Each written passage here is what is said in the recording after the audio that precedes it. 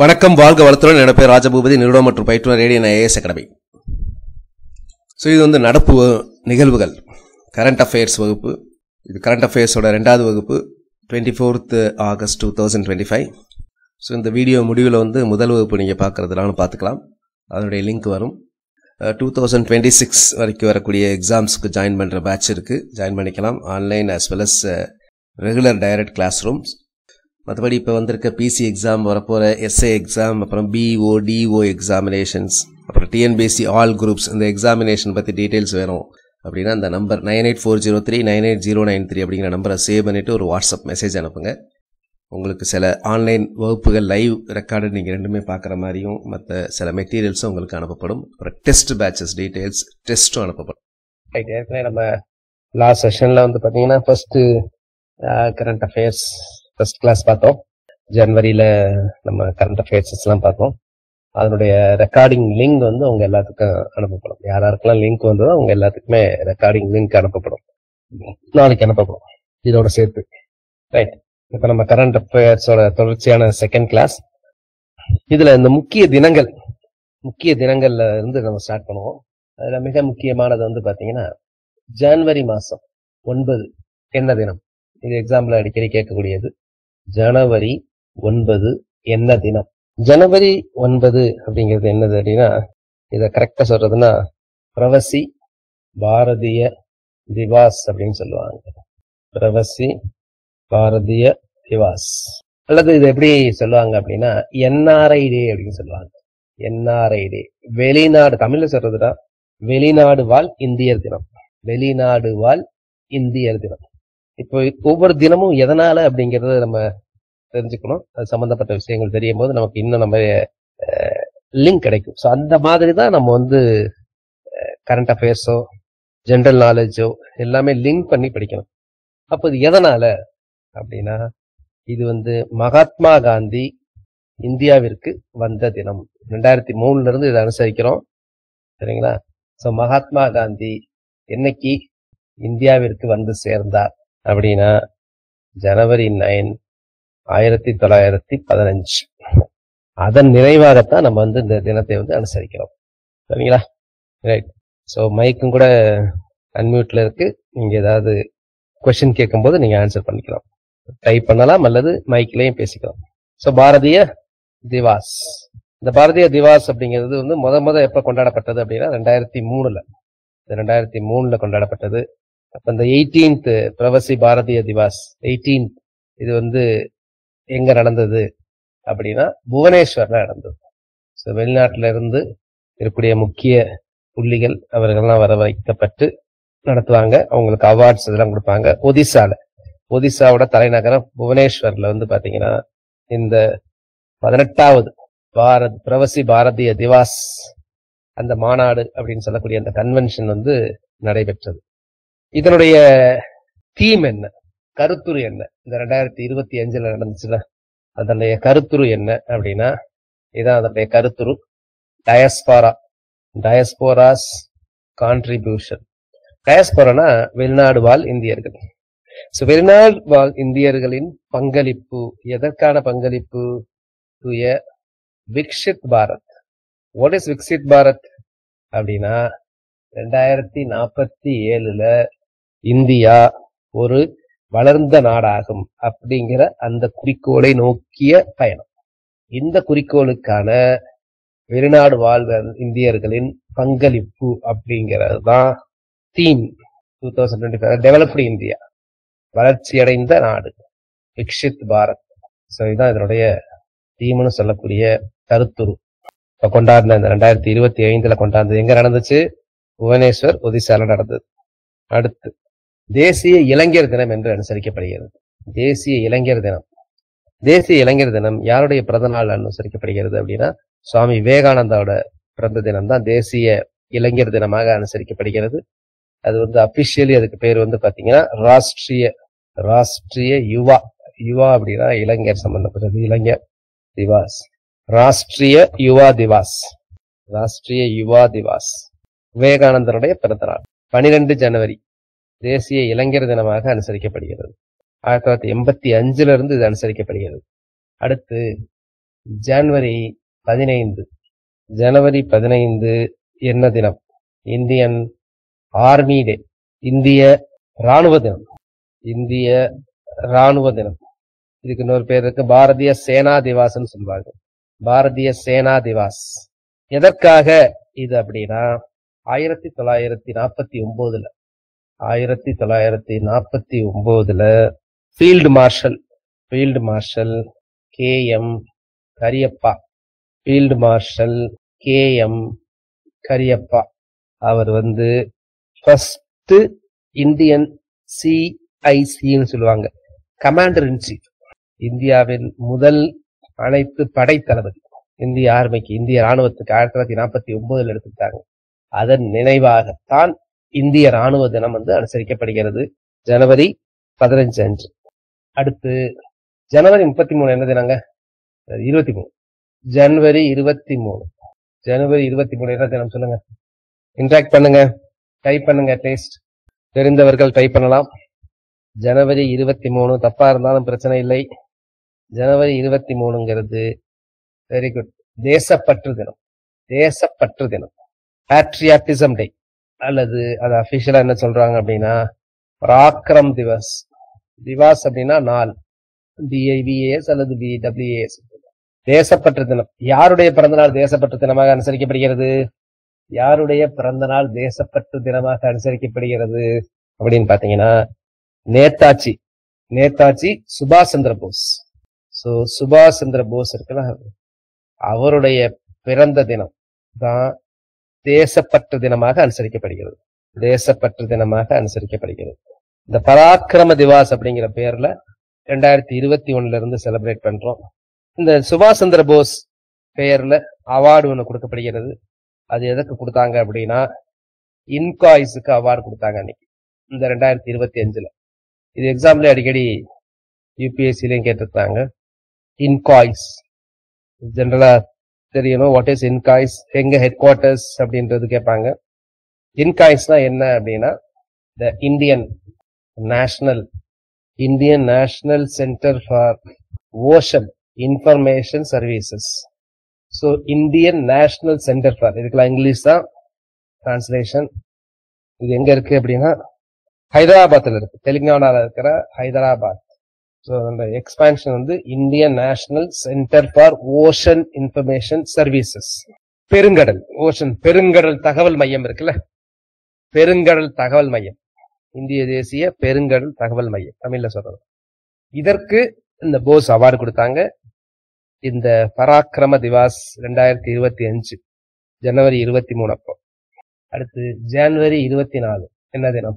ஜனவரி 24 ஒரு முக்கிய தினம். எதற்கான தினம் தெரியணும். ஜனவரி 24 அப்படிங்கிறது ரொம்ப முக்கிய தினம், அடிக்கடி கேட்கக்கூடியது. தேசிய பெண் குழந்தைகள் தினம், நேஷனல் கேர்ள் சைல்ட் டே. நேஷனல் கேர்ள் சைல்ட் டே, இங்கிலீஷ் மீடியத்தில் எழுதிக்கங்க, நேஷனல் கேர்ள் சைல்ட் டே. எதற்காக நேஷனல் கேர்ள் சைல்ட் டே பண்றோம் தெரியுமா? எதற்காக இதை தேசிய பெண் குழந்தைகள் தினம் சொல்றோம் தெரியுமா? ரொம்ப முக்கியம். இந்த தினத்தன்று தான் 1966 ஜனவரி 24 சுதந்திர இந்தியாவின் முதல் பெண் முதல்வராகி முதல் பெண் பிரதம மந்திரி ஆகிறார் இந்திரா காந்தி. சோ அதன் நினைவாகத்தான் முதல் பெண் பிரதமர் இந்திரா காந்தி. அதன் நினைவாகத்தான் ஜனவரி 24 தேசிய பெண் குழந்தைகள் தினமாக அனுசரிக்கப்படுகிறது. 2008 இருந்து அனுசரிக்கப்படுகிறது. 2008 இருந்து அனுசரிக்கப்படுகிறது. இந்த வருடம் கொண்டாட்டத்தோட கருத்துரு தீம் என்ன அப்படின்னா எம்பவரிங். எம்பவர்னா அதிகாரம் அளித்தல். Empowering the future of India. இந்திய வருங்காலத்திற்கு அதிகாரம் அளித்தல். இந்திய வருங்காலத்திற்கு அதிகாரம் அளித்தல், இதுதான் அவருடைய தமிழ்ல கருத்துரு. இது ministry of women and child development அவங்க தான் கொண்டாடுறாங்க. மத்திய பெண்கள் மற்றும் குழந்தைகள் மேம்பாட்டுத்துறை அமைச்சகம். ஸோ ஜனவரி 24 தேசிய பெண் குழந்தைகள் தினம். அதே ஜனவரி 24 சர்வதேசத்துல என்னவா இருக்கு அப்படின்னா இது சர்வதேச கல்வி தினம். சர்வதேச கல்வி தினம், தேசிய கல்வி தினம் கிடையாது, சர்வதேச கல்வி தினம். International day of education. International day of education. இன்னைக்கு 24 ஜனவரி இன்டர்நேஷனல் டே ஆஃப் எஜுகேஷன். இது 2018 இருந்து யூஎன் அனுசரிக்கிறாங்க. யூஎன் யுனைடெட் நேஷன்ஸ் இன்டர்நேஷனல் 2018 சொன்னாங்க, 19 இருந்து அனுசரிக்கிறாங்க. ரைட். 2025 கருத்துரு என்ன, தீம் என்ன? இந்த இன்டர்நேஷனல் டே ஆஃப் எஜுகேஷன், இங்கிலீஷ்ல வந்து இன்டர்நேஷனல் டே ஆஃப் எஜுகேஷன், அதனுடைய கருத்துரு என்ன? AI and education. நமக்கு தெரியும் ரோல் ஆஃப் ஏஐ வந்து பாத்தீங்கன்னா எல்லாத்துலயும் பரவி வருகிறது கடந்த சில வருடங்களாகவே. ஸோ அப்போ அதை தீமா வச்சிருக்கிறாங்க, AI and education, preserving human agency in a world automation. So ஏஐங்கிறது இப்ப நமக்கு தெரிந்த அதிகமா புழக்கப்படுறது இங்க. பட் ஏஐ வந்து நம்ம ரொம்ப வருடமாக யூஸ் பண்ணிட்டு இருக்கோம், பல வருடங்களாக யூஸ் பண்ணிட்டு இருக்கோம். எங்கெங்கெல்லாம் ஆட்டோமேஷன் இருக்கும், அது பாட்டுக்கு ஆட்டோமேட்டிக்கா நடந்துகிட்டே இருக்கும், அங்கெல்லாம் ஏஐ இருக்குன்னு இருக்கும். ஸோ அப்போ அந்த ஏஐ மற்றும் கல்வி, preserving human agency in a world of automation. Automation அப்படின்னா என்னதுன்னா தன்னிச்சையாக செயல்படக்கூடியது. ஸோ இது வந்து யூஎன்னால அப்சர்வ் பண்ணக்கூடியதா இன்டர்நேஷனல் டே ஆஃப் எஜுகேஷன். அடுத்து ஜனவரி 25 சொல்லுங்க. பாலிட்டி படிச்சிருந்தீங்கன்னா தெரியும் உங்களுக்கு. ஜனவரி 25 தேசிய வாக்காளர் தினம். தேசிய வாக்காளர் தினம். ஏன் தேசிய வாக்காளர் தினம் அனுசரிக்கப்படுகிறது அப்படின்னா, இதே நாள்ல தான் 1950 எலெக்ஷன் கமிஷன் ஆஃப் இந்தியா ஏற்படுத்தப்பட்டது.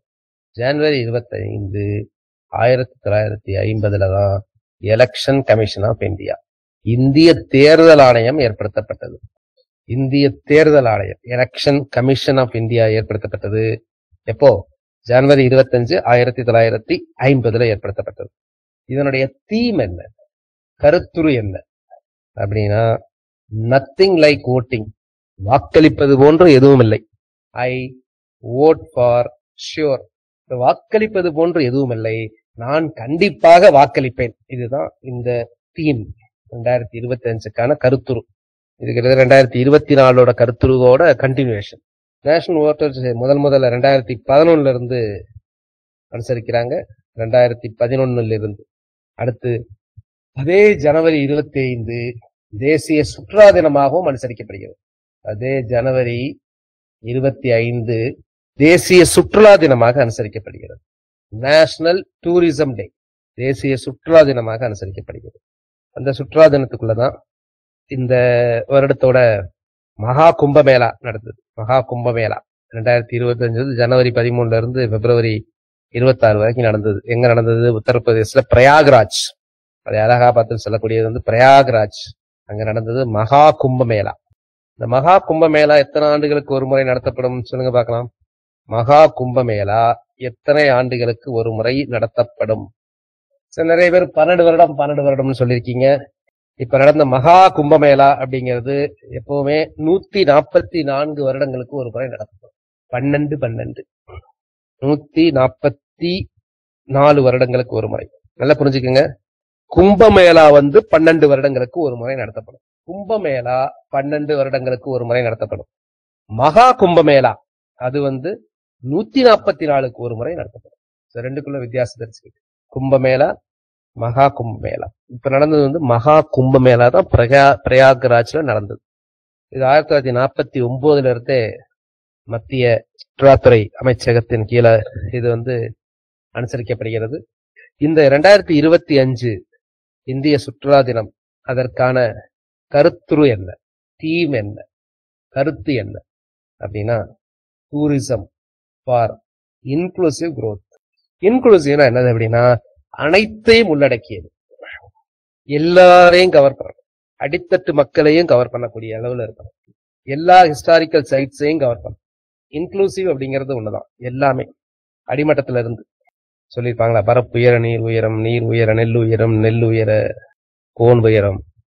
சோ அந்த மாதிரி எல்லாத்தையும், அதாவது இன்க்ளூசிவ் அப்படிங்கிறது ரொம்ப ரொம்ப முக்கியமான வார்த்தை. இன்க்ளூசிவ் அப்படிங்கிறது நம்ம வந்து நீங்க எக்கனாமில படிச்சிருந்தா தெரிஞ்சிருக்கோம், அடிக்கடி எக்ஸாம்ல கேட்பாங்க. அதனாலதான் அதை தீம் என்னன்னு கேட்பாங்க. 11வது ஐந்தாண்டு திட்டம், 12வது ஐந்தாண்டு திட்டம், இதனுடைய தீம் என்னன்னு கேட்பாங்க. கடைசியாக 12வது ஐந்தாண்டு திட்டம் வந்து 2012 இருந்து 17 வரைக்கும் இருந்தது. அதுக்கப்புறம் வந்து நீத்தி ஆயோக் வந்து 1/1/2015 இருந்து நித்தி ஆயோக் ஓவர்டேக் பண்ணி, அதுக்கப்புறம் நித்தி ஆயோக் மூலமாக ஐந்தாண்டு ஆண்டு திட்டங்கள்லாம் நடக்கல எதுவுமே. ஸோ அந்த 11வது 12வது ஐந்தாண்டு திட்டத்துல இந்த இன்க்ளூசிவ் அப்படிங்கிற கான்செப்ட் இருக்கும். போன கவர்மெண்ட் காங்கிரஸ் கவர்மெண்ட்ல இருந்து இந்த இன்க்ளூசிவ் அப்படிங்கிறது இருக்கு. இப்ப இந்த கவர்மெண்ட் கொண்டாந்துருக்காங்க. இப்ப அடித்தட்டு மக்களையும் இந்த இன்க்ளூசிவா கொண்டாடுறதான் ஜன்தன் யோஜனாங்கிறது இந்த கவர்மெண்ட் கொண்டாடுறாங்கல்ல. ஜன்தன் யோஜனா. ஜன்தன் யோஜனா என்னதுன்னா, இப்போ ஒரு direct benefit of cash transfer, ஏதாவது மக்களுக்கு கொடுக்க வேண்டிய பணம், அது ஓல்டேஜ் பென்ஷனா இருக்கட்டும் மற்றதா இருக்கட்டும், நேரடியாக மக்களுக்கு வந்து செலுத்தப்படுகிறது. இல்லைன்னா இடைத்தரகர்கள் அவங்ககிட்ட வந்து பர்மிஷன் அது இதுன்னு போகும். வங்கி அக்கௌண்ட் ஓபன் பண்ண சொன்னாங்க. அதனாலதான் வங்கியில வந்து கணக்கு ஓபன் பண்ணா அதுல நேரடியா அவங்களுக்கு கணக்கு போயிடும். ஸோ இந்த மாதிரி இருக்கிற ஜன்தன் யோஜனா இது வந்து பினான்சியல் இன்க்ளூஷன். இது மாதிரி ஒவ்வொன்றையும் எஜுகேஷன் இன்க்ளூஷன். எஜுகேஷன் இன்க்ளூஷன்ங்கிறது என்ன, அதுக்கு தான் ஆர்டிஐ கொண்டாந்தாங்க. அது இது சொன்னாங்க ஃபண்டமெண்டல் ரைட்ஸ் கொண்டாந்தாங்க. எஜுகேஷன் வந்து ஃபண்டமெண்டல் ரைட்ஸ்ல கொண்டு வந்தது. ஆர்டிஐங்கிறது வந்து பாத்தீங்கன்னா அந்த அட்மினிஸ்ட்ரேஷன்ல இன்க்ளூசிவ் கொண்டாடுறதுக்காக ஆர்டிஐ கொண்டு வரப்பட்டது. ஸோ இன்க்ளூசிவ் அப்படிங்கிறது அதுதான். சும்மா மேம்பாக்கா இருக்கக்கூடாது, கீழே உள்ளவங்களும் பெனிஃபிட் ஆனாங்களா. இப்ப கல்வியில நீங்க பாத்தீங்கன்னா ஸ்கூல்ல வந்து ஸ்பெஷல் ஸ்கூல்ஸ் எல்லாம் பண்ணிருப்பாங்க. இப்ப நல்லா படிக்கிறவங்கள படிக்க வைக்கிறது பெரிய விஷயம் கிடையாது. இப்ப நிறைய அதான் வந்து பிரைவேட் ஸ்கூல்ஸ் எல்லாம் பண்ணிட்டு இருக்கிறாங்க. நல்லா படிக்கிறவங்கள எல்லாம் அங்க போய் சேருவான், நல்லா படிப்போம். ஆனா அரசு பள்ளி வந்து படிக்காதவன், படிக்கிறதுக்கே இன்ட்ரெஸ்ட் இருக்காதவனையும் படிக்க வைக்கிறது. அதுலயும் இன்னும் நிறைய வந்து பாத்தீங்கன்னா கல்வியில வந்து அவனுக்கு வந்து டிஸ்லெக்சியா அப்படின்னு இருக்கும், கற்றல் குறைபாடு இருக்கு. அப்ப அந்த கற்றல் குறைபாடு இருக்கிறவனுக்காக தனியா ஸ்பெஷல் ஸ்கூல்ஸ் எல்லாம் இருக்கு. அந்த மாதிரி கவர்மெண்ட் வந்து அவங்களை ஐடென்டிஃபை பண்ணி அவர்களுக்கு சிறப்பு கவனம் செலுத்தி பள்ளிகள் இருக்கு. அந்த மாதிரி இதுதான் வந்து இன்க்ளூசிவ் அப்படிங்கிற கான்செப்ட். இப்ப ட்ரைபல் பீப்புள் எல்லாம் கவர் பண்றது வந்து இன்க்ளூசிவ் திட்டம். ஏன்னா ட்ரைபல் பீப்புளுக்கு வந்து எந்த ஒரு ஸ்கீம்ஸும் போனதுன்னா போய் சேராது. நம்ம வந்து நகரத்துல இருக்கிறவங்களோ மற்ற பிளெயின்ல இருக்கிறவங்களுக்கு இது திட்டம் போகும். இப்போ ரேஷன் பொருட்கள் கூட ஒரு பழங்குடியினருக்கு கிடைக்கிறதுல கொஞ்சம் பிரச்சனைகள் இருக்கும். அதை கண்டுக்கிறது தான் இன்க்ளூசிவ். இன்க்ளூசிவ்ங்கிறது அதாங்க, எல்லாருக்கும் அதனுடைய பயன் சென்றடைய வேண்டும்ங்கிறது அந்த இன்க்ளூசிவ் அப்படிங்கிற கான்செப்ட். ஸோ தீம் என்ன, டூரிசம் ஃபார் இன்க்ளூசிவ் growth, அனைத்தையும் உள்ளடக்கிய வளர்ச்சியில் சுற்றுலாவின் பங்கு. அடுத்து ஜனவரி 30. ஜனவரி 30 என்ன தினம் சொல்லுங்க? ஷஹீத் திவாஸ் அப்படின்னு சொல்லுவாங்க, அல்லது தியாகிகள் தினம், அல்லது மார்டியர்ஸ் டே. அதுக்கு இன்னொரு பேர் இருக்கு, ஆல்சோ சர்வோதயா டேன்னு சொல்றாங்க. சர்வோதயா தினம், சர்வோதயா தினம் என்றும் அழைக்கப்படுகிறது. இது ஒவ்வொரு வருடம் ஜனவரி 30 அன்னைக்கு நம்ம நாட்டுக்காக உயிர் துறந்த தலைவர்களை நினைத்து அனுசரிக்கப்படுகிறது. இதை எதற்காக இந்த தினத்துல வச்சிருக்கிறாங்க அப்படின்னா, ஃபாதர் ஆஃப் த நேஷன், இந்திய தேசப்பிதா மகாத்மா காந்தி அவர்கள் வந்து இந்த 30th ஜனவரி 1948 ஆண்டு தான் சுட்டுக் கொல்லப்பட்டார்கள். ஸோ அந்த தினத்தை அனுசரிக்கிறோம். ஷாஹித் திவாஸ், தியாகிகள் தினம் 2025. காந்தி வந்து 1948 தேசிய தியாகிகள் தினம். ஓகே, அடுத்து வந்து கரெக்டா பேசணும். வெட்லேண்ட்ஸ் கேள்விப்பட்டிருக்கீங்களா? வெட்லேண்ட்ஸ் அப்படின்னா சதுப்பு நிலம் அல்லது ஈரநிலம். ஈரநிலம், இந்த சதுப்பு நிலத்துல ஈரநிலம் அப்படின்னா என்ன, ஒரு எதோட தொடர்புடையது அப்படின்றது மாதிரி கேட்பாங்க. அது என்ன அப்படின்னா ராம்சார் அப்படிங்கிறது ஈரான்ல உள்ள சிட்டி. அங்க நடந்த மாநாட்டுலதான் இதை பத்தி இதற்குரிய முன்னெடுப்பு எடுக்கப்பட்டது. இதை பாதுகாக்க வேண்டும் அப்படிங்கிற எடுக்கப்பட்டது ராம்சார் கன்வென்ஷன். இந்த ராம்சார் கன்வென்ஷன் பிரகாரம் இந்த ஒரு 4 புதிய ஈரநிலங்கள் வந்து இந்தியாவில இருந்து ராம்சார் லிஸ்ட்ல சேர்த்தாங்க. இந்தியாவில இதோட சேர்த்து மொத்தம் 89 இருக்கு. அந்த 4ல வந்து தமிழ்நாட்டுல இருந்து மட்டுமே 2. அப்ப இந்த தமிழ்நாட்டுல இருந்து ஈரநிலமாக சேர்த்தது எது ரொம்ப முக்கியமா கேட்பாங்க. அது 2மே வந்து பாத்தீங்கன்னா பறவைகள் சரணாலயம். இந்த பறவைகள் சரணாலயத்துலதான் பாத்தீங்கன்னா நிறைய மார்ஷி லேண்ட் இருக்கும், ஈரன் நிலமாக இருக்கும். அங்கதான் நிறைய பறவைகள் இருக்கும், குறிப்பாக வெளிநாடு பறவைகள், புலம்பெயர்ந்து வரக்கூடிய பறவைகள் எல்லாம் தங்கி இருக்கக்கூடியது. அதுல 2 இடம். அந்த 2 இடம் எது அப்படிங்கிறது சக்கரக்கோட்டை பேர்ட் சாங்சுரி, அதுக்கப்புறம் Theerthangal bird sanctuary. Chakkarakottai bird sanctuary, Theerthangal bird sanctuary. இது எங்க உள்ளது, எந்த மாவட்டத்தில் உள்ளது சொல்லுங்க பார்க்கலாம், செக் பண்ணி கூட சொல்லுங்க. சக்கரக்கோட்டை பறவைகள் சரணாலயம். அடுத்து தீர்த்தங்கால் பறவைகள் சரணாலயம் எங்க உள்ளது சொல்லுங்க கரெக்டா, எந்த மாவட்டத்தில் உள்ளது? தமிழ்நாட்டுல மட்டும் 20 ராம்சார் சைட்ஸ் இருக்கு. ஈரநிலங்கள் உள்ளது முக்கியம். இது வந்து ரொம்ப ஒரு ஈகோ சிஸ்டத்தை பேணி காப்பதில் வந்து ரொம்ப முக்கியமானது. ஈகோ சிஸ்டம்னா என்னதுன்னா சூழலியல். அந்த சூழலியலை மேம்படுத்துவதற்கு இது சதுப்பு நிலம் மிக முக்கிய பங்கு வகிக்கிறது. ராமநாதபுரம்ங்கிறது எது? ரெண்டுமே ராமநாதபுரமா இல்ல ஒன்னு ராமநாதபுரமா? சோ இந்தியாவிலேயே எந்த மாநிலத்துல அதிக ராம்சார் சைட் இருக்குது அப்படின்னா தமிழ்நாடு தான் நம்பர் 1. தமிழ்நாட்டுல 20 இருக்கு. அதற்கப்புறம் யூபி, அவ்வளவு பெரிய யூபியிலே 10 தான் இருக்கு. ஸோ சக்கரைக்கோட்டை பேர்ட் சாங்சுரி, அதுக்கப்புறம் தீர்த்தங்கால் பேர்ட் சாங்சுரி ரெண்டுமே இருப்பது வந்து ராமநாதபுரம் மாவட்டத்தில் உள்ளது. அடுத்து இந்தியாவில் எந்த மாநிலத்துல முதல் ஏஐ யூனிவர்சிட்டி வரப்போகிறது? AI university.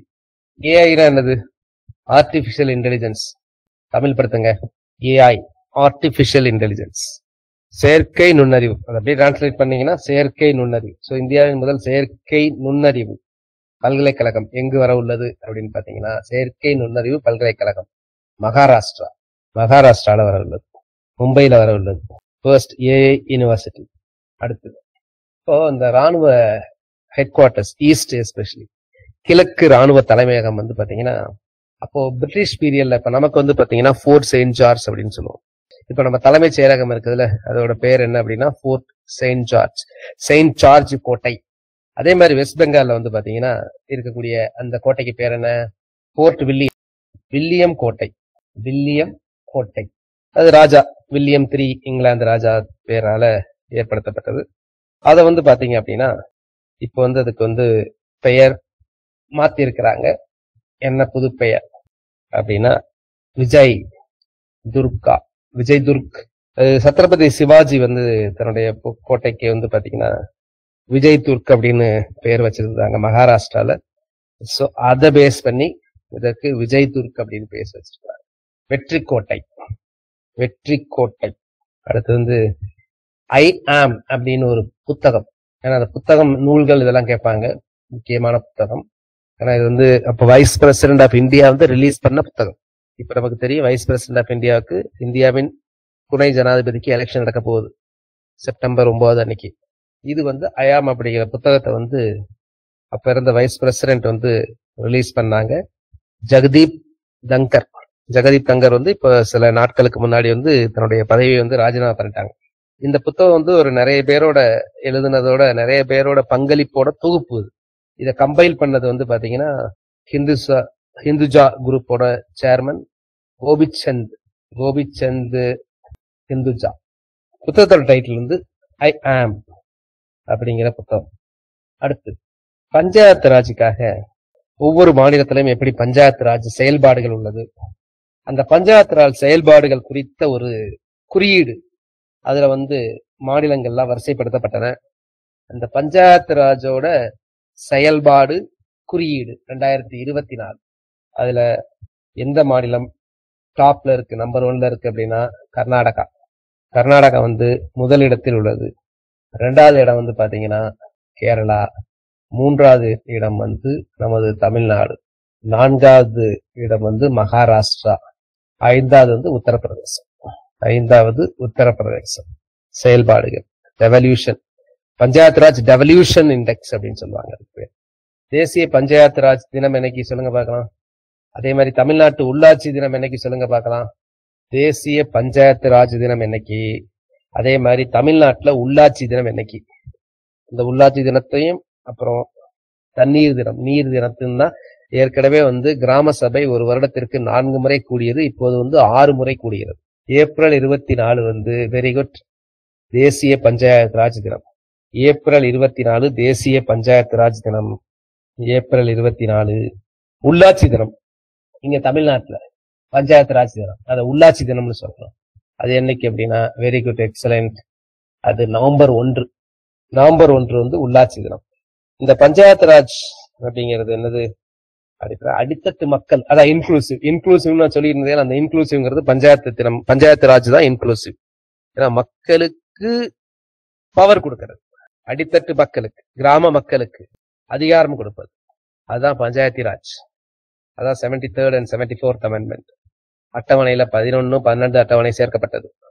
அதுல கிராம சபை என்றால் என்னன்னு கேட்பாங்க. கிராம சபை என்பது ஒரு கிராமத்தில் இருக்கிற 18 வயசு பூர்த்தி அடைந்தவர்கள், அதாவது ஓட்டு போட எலிஜிபிள் ஆனவர்கள் எல்லாம் கிராம சபை உறுப்பினர்கள். அவர்கள் வருடத்திற்கு 4 முறை கூடினாங்க, இப்போ 6 முறை கூடுவார்கள். எந்த தினம்னு சொல்ல முடியுமா? 6 முறை வரிசையாக சொல்லுங்க. ஒரு கேலண்டர் இயர்ல ஜனவரில இருந்து டிசம்பருக்குள்ள 6 தடவை கூட வேண்டும். அது ஒவ்வொரு குடிமகனுக்கும் தெரிஞ்சிருக்கணும். எந்த 6 நாட்கள்? ஒரு 2 நாட்கள் நான் அப்பதான் சொன்னேன். தண்ணீர் தினம், உள்ளாட்சி தினம். அதனால அதை வரிசைப்படுத்துங்க, டைப் பண்ணுங்க. ஜனவரி 26 இந்திய குடியரசு தினம். ரைட். அடுத்து வெரி குட். மார்ச் 22. மார்ச் 22 அப்படிங்கிறது உலக தண்ணீர் தினம். மார்ச் 22. சோ 2வது தடவை அது 2. அடுத்து 3வது ஏப்ரல் 24 கிடையாது. 3வது வந்து பாத்தீங்கன்னா மே 1. மே 1 அப்படிங்கிறது என்னைக்கு அப்படின்னா அது வந்து உழைப்பாளிகள் தினம்.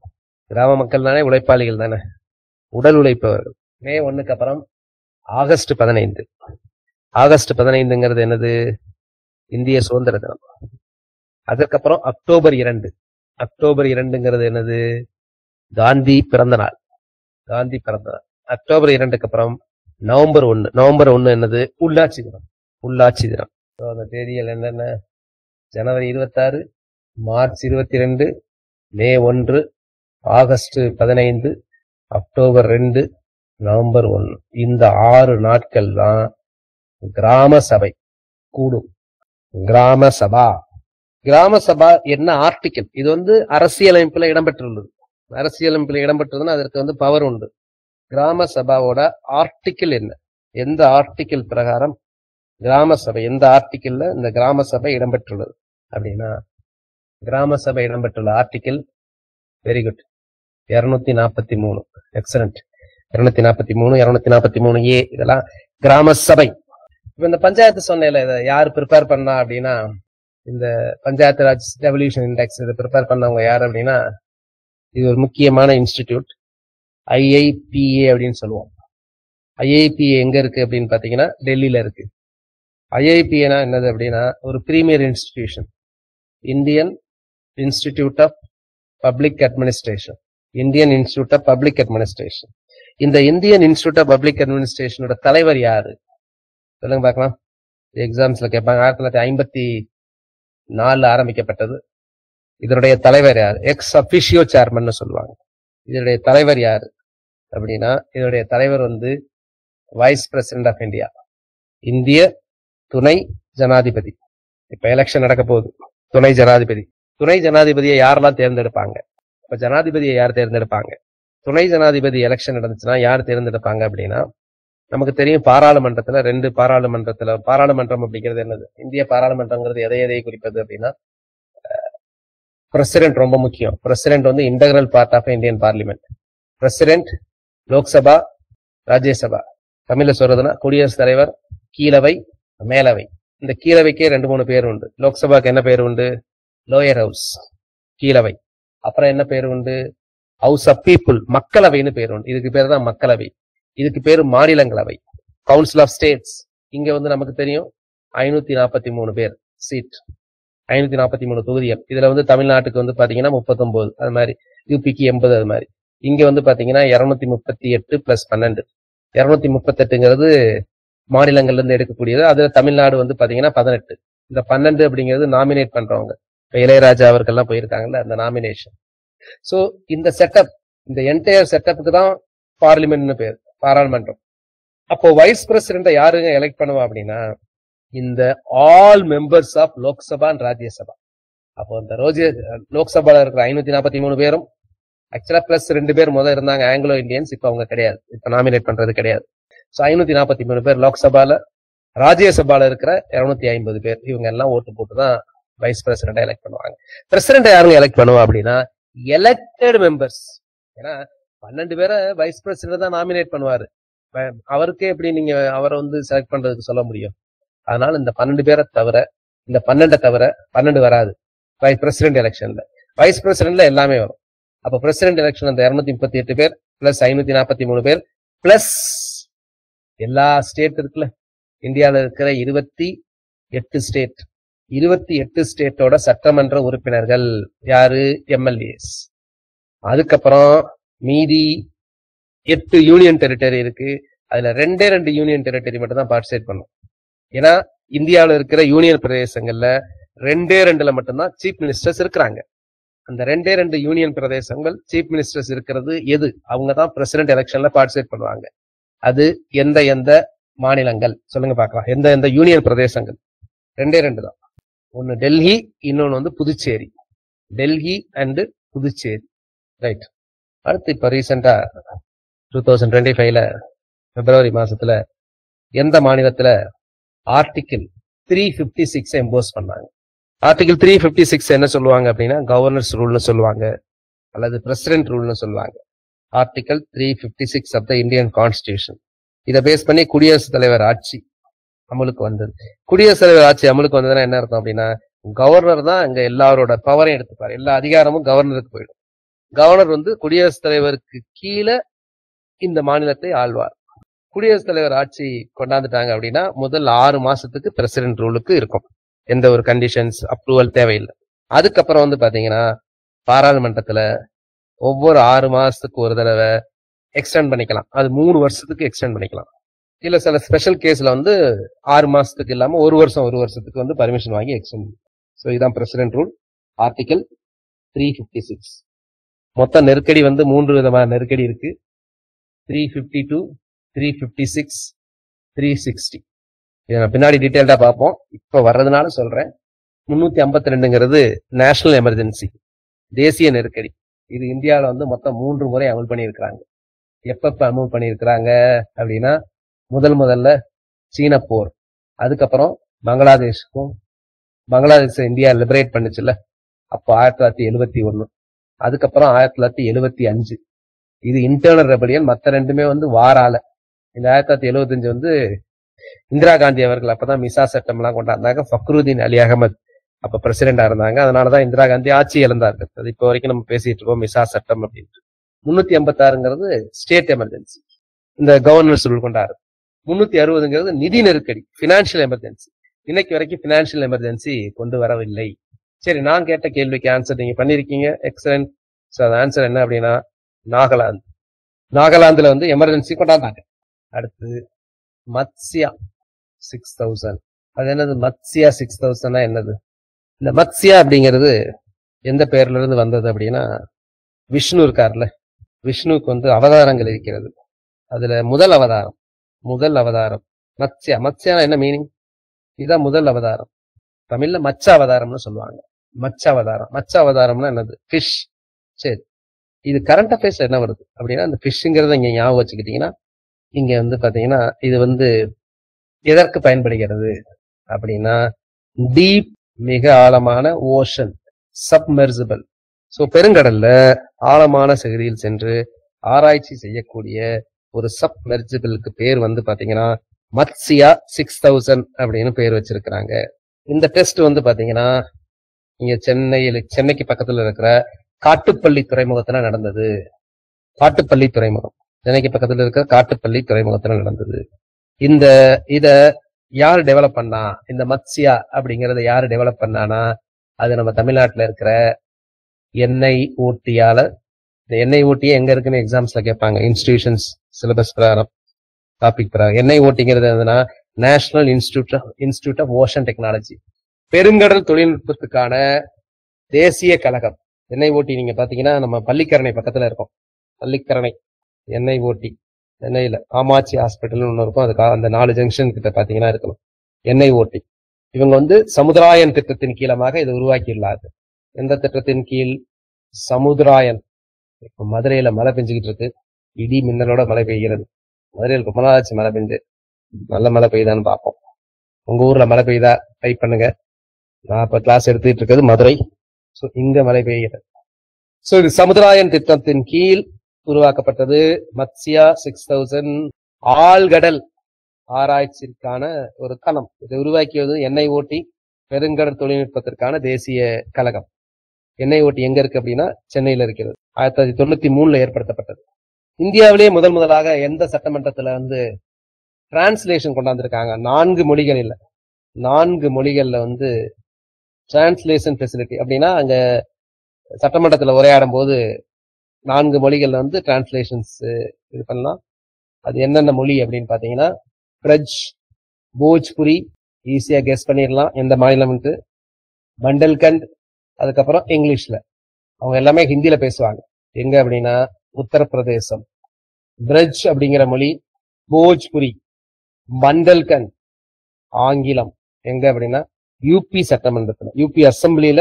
பிகாஸ் இந்தியாவோட first state to introduce translation facility, மொழியாக்க அந்த பிரிவு வந்து ஏற்படுத்தி இருக்கிறாங்க. அடுத்து வந்து டிரான்ஸ்பேரன்சி இன்டர்நேஷனல் அப்படின்னு சொல்லக்கூடிய ஒரு ஆர்கனைசேஷன். Transparency international. டிரான்ஸ்பேரன்சின்னு என்னது? வெளிப்படைத்தன்மை. அப்படியே நீங்க டிரான்ஸ்லேட் பண்ணா வெளிப்படைத்தன்மை ஒரு கழகம். இந்த வெளிப்படைத்தன்மைக்கான கழகம் எங்கு உள்ளது? இது ஒவ்வொரு வருடமும் நீங்க பாத்தீங்கன்னா, இது வந்து ஜெர்மன்ல, பெர்லின்ல இருக்கு. பெர்லின் ஜெர்மனில இருக்கு. இது வந்து ஒவ்வொரு வருஷமும் நாடுகளை வந்து வரிசைப்படுத்துவாங்க. எதை பேஸ் பண்ணி? ஊழல் பேஸ் பண்ணி. ஊழலற்ற நாடுகள், கரப்ஷனை பேஸ் பண்ணி. நம்பர் 1 அப்படின்னா கரப்ஷன் ரொம்ப ரொம்ப ரொம்ப கம்மியான நாடு அப்படின்னு. அதுக்கு பேரு டிரான்ஸ்பேரன்சி இன்டர்நேஷனல். இப்ப ரிலீஸ் பண்ண 2025ல 24ஓட ரிப்போர்ட் 25ல அதை ரிலீஸ் பண்ணாங்க. மொத்தம் 180 நாடுகளை எடுத்தாங்க. அந்த 180 நாடுகள்ல இந்தியாவோட ரேங்க் என்ன அப்படின்னா 96வது. 1 அப்படின்னா ரொம்ப கம்மியான ஊழல் உறைந்த நாடு அப்படின்னு இருக்கும். 1வது பிளேஸ்ல எது இருக்கு அப்படின்னா, 1வது பிளேஸ்ல 7 ஆண்டுகளாக டென்மார்க் முதலிடத்தில் உள்ளது. 1 வந்து டென்மார்க், 2 வந்து பாத்தீங்கன்னா பின்லாந்து, 3 பாத்தீங்கன்னா சிங்கப்பூர். இது டாப் 3. சரி, ஒர்ஸ்ட் என்ன இருக்கு அப்படின்னு பாத்தீங்கன்னா வெனிசூலா வந்து 178வது பிளேஸ். சொமாலியா வந்து 179வது பிளேஸ். தெற்கு சூடான் தான் அது ரீசெண்டா சில வருடங்களுக்கு முன்னாடி வந்து புது ஆண்டாக வந்தது. அந்த தெற்கு சூடான் வந்து 180வது பிளேஸ்ல இருக்கு. அதான் அந்த 180 கண்ட்ரியில ரொம்ப ரொம்ப ரொம்ப கரப்ஷனா இருக்கக்கூடிய நாடு எதுனா சவுத் சூடான் தான் ரொம்ப கரப்ஷன்ல உள்ள நாடு. இதை பண்ணக்கூடிய ஆர்கனைசேஷன் டிரான்ஸ்பரன்சி இன்டர்நேஷனல். ஸோ வேற ஏதாவது டவுட் இருந்தா கேளுங்க. இதனுடைய தொடர்ச்சி நாளைக்கு. தேங்க்யூ. ஸோ இன்னைக்கு மேத்ஸ் கிளாஸ் பார்த்தோம், இப்போ கரண்ட் அஃபேர்ஸ் கிளாஸ் பார்த்துருக்கோம். அடுத்து பொருளாதாரம், ஹிஸ்டரி எல்லா கிளாஸஸும் வந்து வரிசையாக உங்களுக்கு நடைபெறும். தினசரி வகுப்புகள் உண்டு. என்ரோல் பண்ணாதவங்க இந்த நம்பருக்கு கான்டாக்ட் பண்ணுங்க. 9840398093. வகுப்புகளோ, கிளாஸஸோ, டெஸ்ட் பேட்சோ, இல்லை இண்டிவிஜுவல் வகுப்புகளோ, கணக்கு மட்டுமோ டீடைல்ஸ் நீங்க கேட்டுக்கலாம். கரண்ட் அஃபேர்ஸோ. தேங்க்யூ. நாளைக்கு வகுப்புகளை பார்க்கலாம். லைவ் இருக்கும், as well as ரெக்கார்டட் இருக்கும். ஆப் மூலமா நீங்க பார்த்துக்கலாம்.